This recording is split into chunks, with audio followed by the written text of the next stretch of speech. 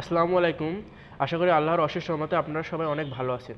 আমরা বাংলা সাজেশন দিয়েছিলাম এবং বলছিলাম এটা থেকে অনেক কমন পড়বে এবং এটা কমনও পড়ছে। আপনারা পরীক্ষা দিয়েছিলেন, সেটা থেকে আপনারা বুঝতে পারছেন এবং আপনারা বলছিলেন ইংরেজি সাজেশন দেওয়ার জন্য। সেই ইংরেজি সাজেশন নিয়ে আমরা হাজির হয়েছি। এবার দেখেন আমরা কিছু সিন প্যাসেজ দিচ্ছি। এখানে ফার্স্ট যে সিন প্যাসেজটা থাকবে ওর ভিতর থেকে আপনি কোনগুলো পড়বেন, ঠিক আছে? এই 26শে মার্চের এটা আস না, আওয়ার ইন্ডিপেন্ডেন্স ডে, এটা খুবই গুরুত্বপূর্ণ। এখানে আছে মে ডে, এটা খুবই গুরুত্বপূর্ণ। এর ভিতর আবার তারপর হচ্ছে দ্য ইন্টারনেট টেকনোলজি, এগুলো হচ্ছে খুবই গুরুত্বপূর্ণ। এগুলো খুব ভালোভাবে পড়বেন, যতগুলো প্যাসেজ আছে সব ভালোভাবে পড়ার চেষ্টা করবেন। এটা হচ্ছে সিন প্যাসেজ। সেকেন্ড সিন প্যাসেজটা কি, এর ভিতর কিছু গুরুত্বপূর্ণ আমরা দিয়ে দিছি। এই গুরুত্বপূর্ণগুলো আপনারা ভালোভাবে পড়বেন। এখানে যেগুলো স্টার দিয়ে আসছে অনেক বেশি স্টার, এগুলো হচ্ছে অনেক বেশি গুরুত্বপূর্ণ। এবার আমরা দেখব আনসিন প্যাসেজ। এই আনসিন প্যাসেজের ভিতর এগুলো পড়লে দেখা যায় আপনি এর ভিতর থেকে কমন পাবেন, কিন্তু এভাবে নিশ্চয়তা দেওয়া যাচ্ছে না। কিন্তু এর ভিতর থেকে সব কমন পাবেন এটা বলা যাচ্ছে, এর ভিতর থেকে কমন আসবে। এবার আসি কমপ্লিটিং স্টোরিগুলো কোনগুলো লিখবেন আপনারা। কমপ্লিটিং স্টোরির ভিতর খুবই গুরুত্বপূর্ণ কিছু দিয়ে দিছি।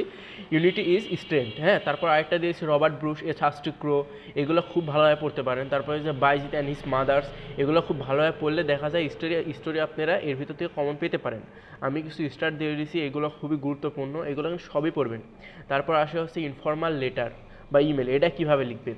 আমরা এই লেটার লিখার একটা নিয়ম দিয়ে দিছি, একটা নিয়মে সব লেটার আপনি এখানকার লিখতে পারবেন। আর এর ভিতর কিছু গুরুত্বপূর্ণ দিয়ে দিছি আমরা, এগুলো সবই গুরুত্বপূর্ণ, আপনারা সবই দেখার চেষ্টা করবেন, ঠিক আছে?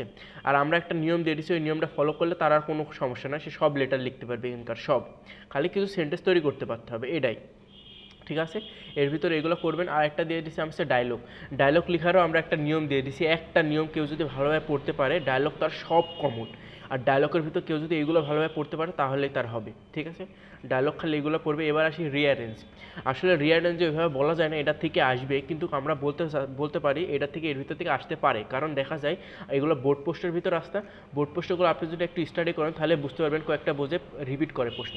সেজন্য আমরা ওই অনুযায়ী এই রিঅ্যারেঞ্জটা দিয়েছি। আপনারা এইগুলো আগে পড়ার চেষ্টা করবেন, তারপর যদি পারেন আরও পড়বেন। আর প্যারাগ্রাফ হচ্ছে এইগুলো ভালোভাবে পড়বেন। এখানে যতগুলো প্যারাগ্রাফ আছে এগুলো সব ভালোভাবে পড়বেন। আমরা এই গ্যারান্টি দিচ্ছি যে এর ভিতর থেকে আসতে পারে, এর ভিতর থেকে আসার সম্ভাবনা অনেক বেশি।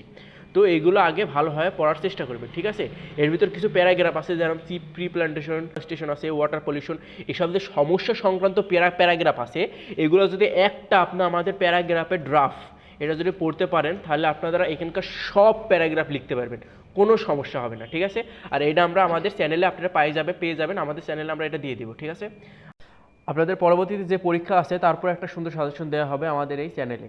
যদি সাজেশনটা পেতে চান তাহলে আমাদের চ্যানেলটাকে সাবস্ক্রাইব করে রাখতে পারেন।